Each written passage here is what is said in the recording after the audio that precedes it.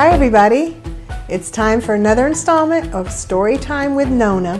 I'm Nonna and I'm really happy that you joined me today. We have a really fun book and I've liked this book for years and years. It's called The Story About Ping.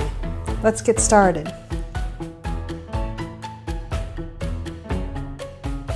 The Story About Ping was written by Marjorie Flack and Kurt Wise. And I like this picture of the little duck front and center. It's cute.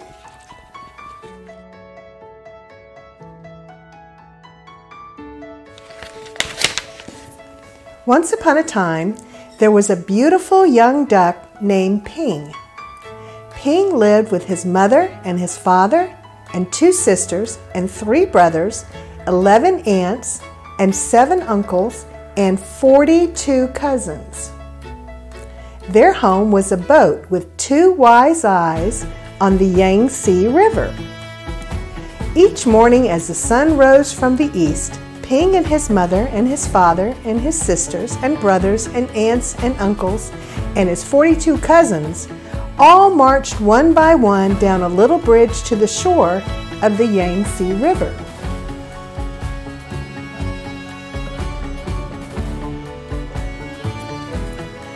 All day they would hunt for snails and little fishes and other pleasant things to eat. But in the evening, the sun set in the west. La la la la la lay, would call the master of the boat. Quickly, Ping and all his family would come scurrying quickly. They would march one by one up the little bridge and onto the wise-eyed boat, which was their home on the Yangtze River. Ping was always careful, very careful, not to be last, because the last duck to cross over the bridge always got a little spank on his back.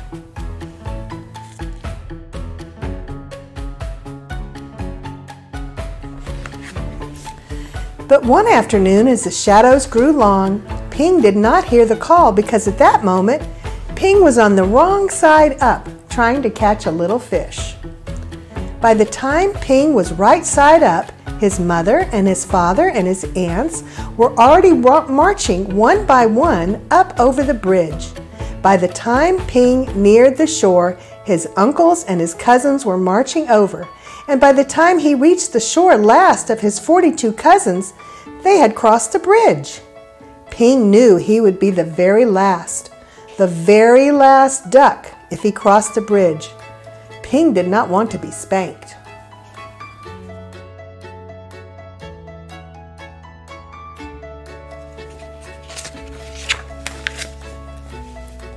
So he hid. Ping hid behind the grasses, and as the dark came and the pale moon in the sky rose, Ping watched the wise-eyed boat slowly sail away down the Yangtze River. All night long, Ping slept near the grasses on the bank of the river, with his head tucked under his wing, and when the sun rose from the east, Ping found that he was all alone on the Yangtze River.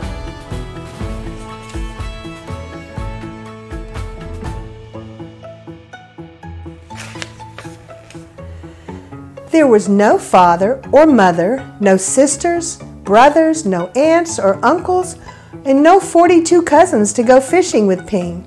So Ping started out to find them, swimming down the yellow waters of the Yangtze River. As the sun rose higher in the sky, boats came, big boats and little boats, fishing boats and beggars' boats, houseboats and raft boats, and all these boats had eyes to see with. But nowhere could Ping see the wise-eyed boat that was his home.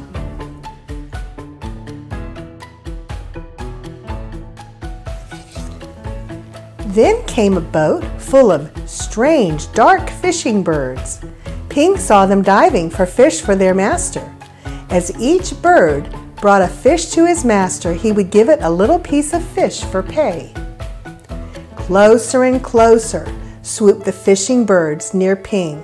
Now Ping could see shining rings around their necks, rings of metal, so tight that the birds could never swallow the big fish they were catching.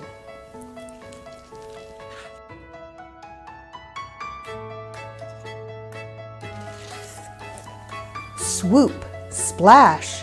The ringed birds were dashing here and there all about Ping, so he ducked down and swam under the yellow water of the Yangtze River. When Ping came up to the top of the water far away from the fishing boats, he found little crumbs, floating tender little rice cake crumbs, which made a path to a houseboat. As Ping ate these crumbs, he came nearer and nearer to the houseboat. Then,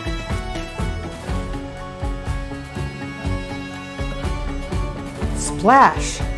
There was a boy in the water, a little boy with a barrel on his back, which was tied to a rope from the boat, just as all boat boys on the Yangtze River are tied to their boats. In the boy's hand was a rice cake. "Oh!" cried the little boy, and up dashed Ping and snatched at the rice cake.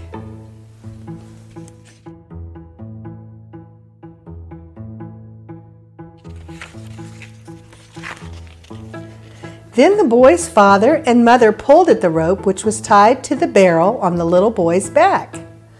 They pulled, and up came Ping and the boy into the houseboat.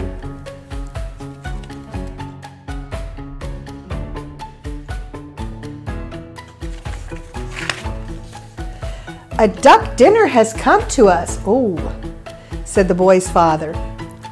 "I will cook him with rice at sunset tonight," said the boy's mother. "No, no, my nice duck is too beautiful to eat," said the boy.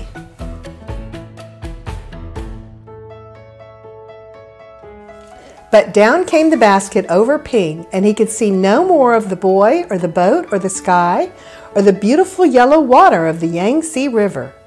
All day long, Ping could only see the thin lines of sun which shone through the cracks of the basket, and Ping was very sad.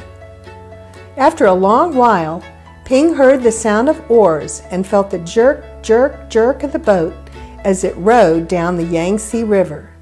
Soon the lines of sunshine came through the cracks of the basket, turned rose color, and Ping knew the sun was setting in the west. He heard footsteps coming near him. Uh-oh.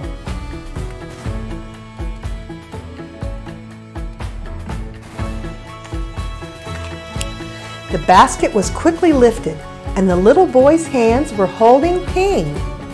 Quickly, quietly, the boy dropped Ping over the side of the boat, and Ping slipped into the water, the beautiful yellow water of the Yangtze River. Then Ping heard this call, "La la la la la lay."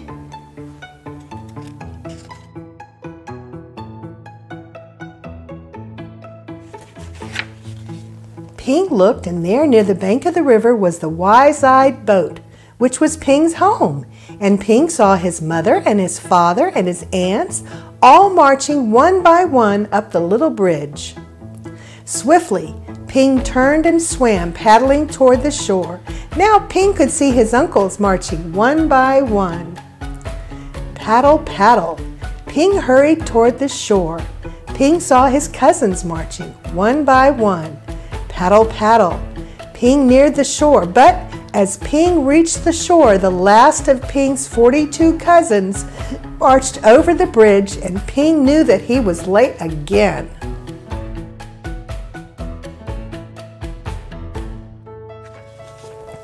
But up marched Ping, up and over the little bridge, and spank came the spank on Ping's back.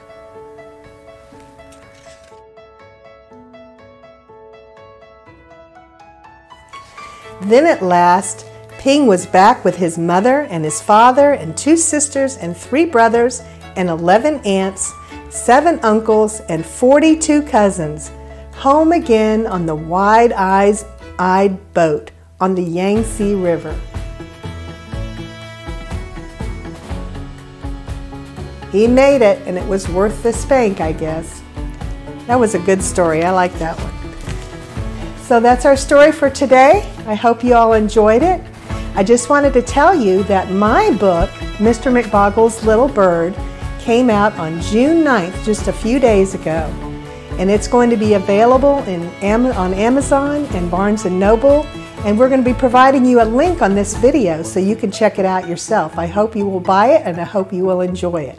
And I'll be reading that book soon once I get my hard copies in, and that will be very amazing to me. I hope you'll join me then. Thank you so much for joining me on Storytime with Nonna. I've had a great time with you, and I hope you have too. We'll see you next time. Bye-bye.